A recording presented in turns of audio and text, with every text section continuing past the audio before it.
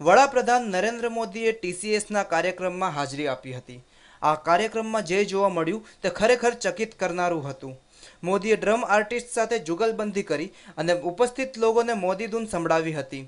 મોદી ધૂન સાંભળતાની સાથે જ તાળીઓના ગડગડાટથી લોકોએ મોદીને વધાવી લીધા હતા। ટીસીએસના કાર્યક્રમમાં મોદીએ સંબોધન કર્યું હતું અને ટીએસના કર્મચારીઓને ભારત આવવા આગ્રહ કર્યો હતો।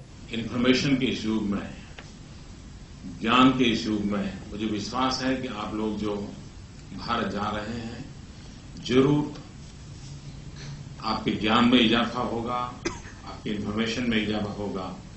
और वैसे भी हमारी यहाँ एक कहावत है,